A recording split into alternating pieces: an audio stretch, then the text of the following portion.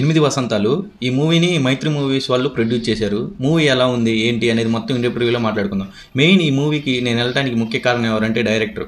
ఈ మూవీకి అంత హైప్ లేదు, మన అందరికీ తెలిసిందే. ఏ కంటెంట్ సరే క్లిక్ అవ్వలేదు. ఏదో ఒక డైలాగ్ ఒకటి క్లిక్ అయింది, అది కూడా నేను ఇన్స్టాగ్రామ్లో చూసి ఇది ఏ మూవీ అని అనుకున్నా.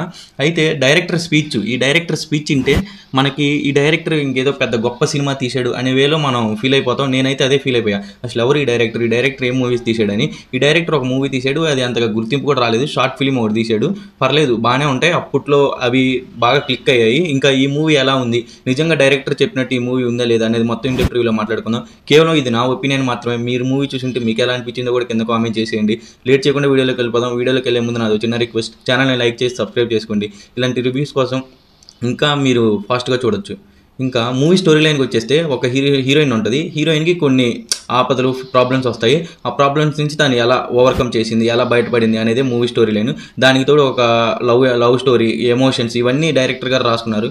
ఫస్ట్ హాఫ్లో మనం అంత బాగా అట్రాక్ట్ అవ్వలేము, కానీ కొన్ని ఫ్యూ సీన్స్ మాత్రం చాలా బాగా రాసుకున్నారని చెప్పొచ్చు డైరెక్టర్. నాకైతే డైరెక్టర్ ఇంపాక్ట్ చాలా అనిపించేసింది మూవీ చూసినంతసేపు. అంటే నేను ఏదో ఎక్స్పెక్ట్ చేసిపోయా, ఈ డైరెక్టర్ ఇంత బాగా చెప్తున్నాడంటే చాలా మంచి మూవీ తీసి ఉంటాడని. నాకైతే అంతకేం అనిపించలేదు. ఒక లవ్ స్టోరీతో ఈ లేడీ ఓరియంటెడ్ మూవీ తీసి తను అసలు ఎలా ప్రాబ్లమ్స్ ఫేస్ చేసింది ఏంటి అవన్నీ ఈ మూవీలో చూపిపోయాడు. దానికి తోడు మన డైరెక్టర్ చెప్తున్నాడు కదా, ఒక మంచి పద్యం లాంటిది, అలాంటి మూవీస్ అలాంటివి తీయాలనుకుంటున్నా, ఇలాంటి ఫ్యాక్షన్ మూవీస్ ఇవి కూడా తీయగలుగుతా, కలం పక్కన పెట్టి కత్తి కూడా పట్టగలిగితే మంచి సీన్స్ తీయగలుగుతా అని డైరెక్టర్ చెప్పాడు. ఆ గట్స్ ఇవన్నీ చూసి ఏదో పెద్ద తోపు మూవీ అనుకున్నాను నేను మాత్రం. అంతేం లేదు మూవీలో. డైరెక్టర్కి లెక్చరర్స్ ఇవ్వటం మాత్రం బాగా ఇష్టం అనిపించింది ఈ మూవీ చూసినంతసేపు. ఆ డైలాగులు అవన్నీ, కొన్ని డైలాగులు కొద్దిగా సేపు అయితే బాగా అట్రాక్ట్ చేయగలిగాయి, కానీ మరీ ఓవర్ ది టాప్ ఉంటాయి కొన్ని డైలాగులు. అసలు ఎందుకు చెప్తున్నారో తెలియదు. ఏదో నాకు కవిత్వం వచ్చు, ఒక డైలాగ్ రాద్దాం మంచి ప్రాస్తో, ఒక ఎమోషనల్ టచింగ్ అని డైరెక్టర్ రాసినట్టు అనిపించేసింది. మెయిన్గా మనకి లవ్ స్టోరీస్ అంతగా ఎక్కువ కాబట్టి ఈ మూవీ కూడా నాకు ఎక్కలేదు. ఏదో వన్ టైం చూడొచ్చు అనుకునే వాళ్ళు కూడా వెళ్ళి చూడండి. కాకపోతే డైలాగ్ రైటింగ్ మాత్రం బాగుంది మన డైరెక్టర్ దగ్గర. ఆ డైలాగ్ రైటింగ్కి ఇక్కడ సీన్స్ అనేవి వర్కౌట్ అవ్వట్లేదు. ఆ వర్కౌట్ అయ్యేటట్టు చేసుకుంటే మూవీ బాగుండేది, మంచి అప్రిషియేషన్స్ వచ్చాయి. కానీ నాకు అదే అనిపించింది, డైలాగులు ఏమో ఓవర్ ది టాప్ ఉన్నాయి, కానీ మూవీ చూస్తే అంత డెప్త్, అంత ఎమోషన్ కూడా మనం ఫీల్ అవ్వలేము.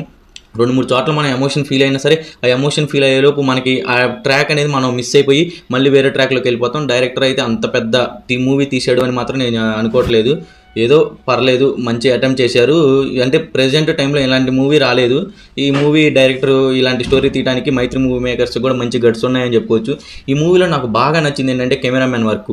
ప్రతి ఫ్రేము ఏదైనా సరే మంచి కలర్ఫుల్గా చూపెట్టాడు. రీసెంట్ టైమ్స్లో ఇంత కలర్ఫుల్గా చూసిన వర్క్ అయితే నేను ఏది చూడలేదు. దాని తర్వాత నాకు మ్యూజిక్ డైరెక్టర్ బీజిఎమ్స్ అవి కొన్ని చోట్ల బాగా వర్కౌట్ అయ్యాయి అనిపించింది. ఇది ఓవరాల్గా నా రివ్యూ. మీరు మూవీ చూసింటే మీకు ఎలా అనిపించిందో కూడా కింద కామెంట్ చేసేయండి. ఇంకా లేట్ చేయకుండా లైక్ చేసి సబ్స్క్రైబ్ చేయండి. ఇంతవరకు చూసారంటే నచ్చే ఉంటుంది కదా. Thank you for watching.